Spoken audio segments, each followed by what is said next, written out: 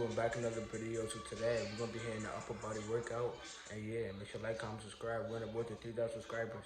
We almost there. Hope y'all do the video. Let's go. My whole book is about you battling yourself. People don't understand it's you against you. The only person that gets in your way is you. Nobody else. It's you. Here's the big challenge of life. You can have more than you've got because you can become more than you are. That's the challenge. And of course, the other side of the coin reads, unless you change how you are, you'll always have what you got. Most people don't want it that badly, which is why they always ask the question, man, how did you get to where you are? You know exactly how to be you or how to be me. You don't want to do it. So I can't make you do it, nor do I have the time or energy to force you into that place that I know you have to be to do it.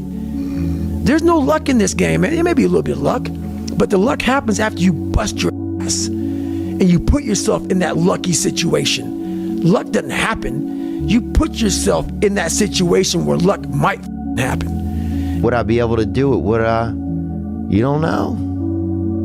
Until you say, yeah, you know what, I'm gonna take action. Nothing changes if nothing changes, man. And I'm not preaching at you. I just want to remind you, because I've spent a lot of time in my life sitting around wanting things to change.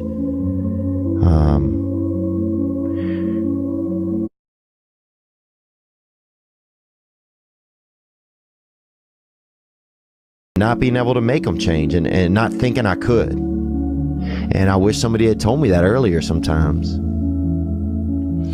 That in order for something to change, there needs to be change. It's you against you. You against you. And if you misunderstand that, you have a real problem. A real problem. I can understand you misunderstand me running down the street, shirt off, this, yeah, I can get it. I get it. If you misunderstand what I'm saying right now today, the problem is you. And you don't want to fix it. Here's how to get older without getting better. Keep relearning the same lesson. If you keep making the same mistake over and over, the mistake isn't the problem. You are. There was no passion, no drive, no nothing. But I had this fire that I'm going to be somebody. And it has to be there because on all those bad days and all those days you don't want to do shit, you have to be your own motivator, your own coach, your own trainer, your own everything. And what that means is you may have failed miserably yesterday, but you come to work, people are like, man, you just lost everything. How the hell are you this fucking damn motivated? Because this is what it takes. It's not about the shoes. It's about knowing where you're going. Not forgetting where you started. It's about having the courage to fail. Not breaking when you're broken. Laziness is something that has to do with you. You're not connected to something deep enough. You don't feel the necessity. You don't feel the devil at your heels. You don't feel the fact that you could very well die tomorrow that will impel you to get something done. There's no necessity behind it. And the human animal, the way we were created, is when we feel pressure, we feel the necessity to get things done. We can move mountains. But when that pressure, almost like a barometric pressure, releases and we don't feel the need to get something done, we can become incredibly lazy because there's no necessity. So you have to create necessity in your life. You have to create the need to get things done. Why do that much? Why go that far? Why try to become everything? That's a good question, why? And you're the only one personally that can answer that question for yourself. One of the big thrusts for success is to come up with a strong enough why. And if the why is powerful, the how is easy. If the vision isn't clear, the old prophet said, without a vision we die, without a vision we perish, without a dream we're nothing. Most people, the bottom 80%, are lazy. They're looking for an easy way. They're looking for a shortcut to be successful. And there aren't any. But if you do something repeatedly, over and over, you develop a habit. So most people are in the habit of looking for easy ways. to get the things they want. It's almost like you have to have the ability to go to the deep end no matter whether or not you'll ever go there. Right. Yes. And some people are like, well, I'm never going to go to the deep end. Mm-hmm. But you should be able to. Yes. What are you going to give up? What are you going to sacrifice? What are you willing to forgo?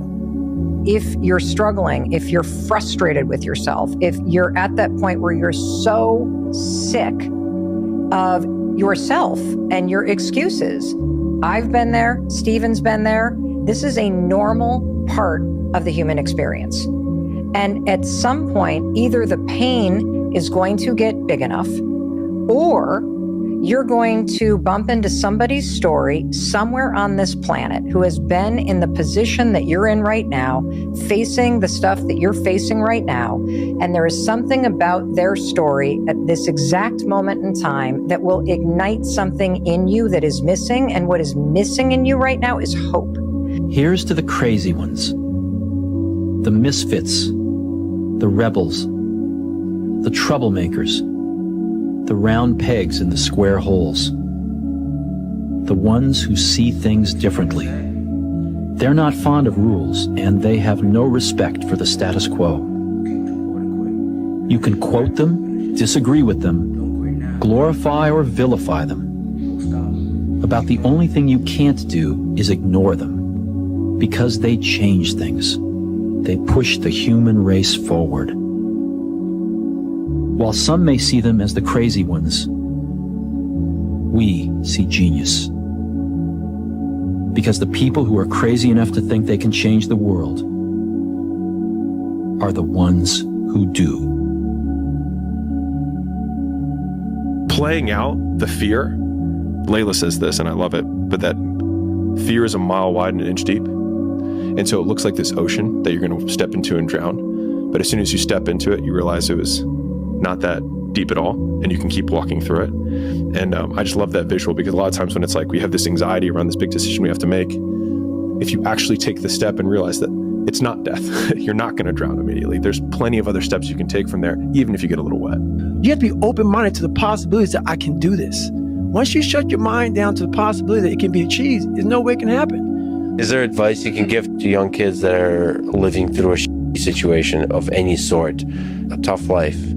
Try to find a thing that you really enjoy. Try to find a thing that you're passionate about. Everybody thinks they're a loser. Every young person thinks they're a loser. At least a young person in the situation I was at. Like, I didn't know I wasn't a loser until I started winning, until I started doing martial arts. Martial arts taught me that, like, I could get better at stuff, that I wasn't really a loser.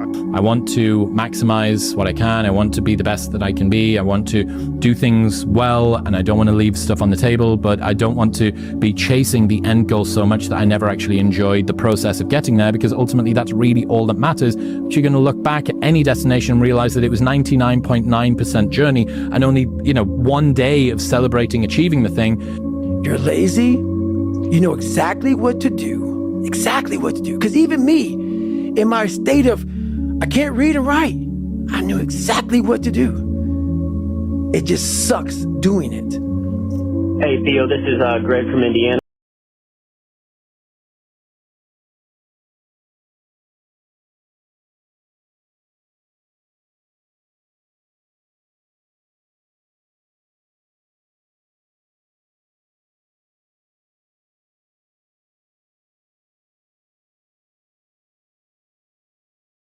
Before we end this video, I'm gonna be showing y'all what I eat. I'll make sure to like, comment, subscribe, and I'll see y'all tomorrow.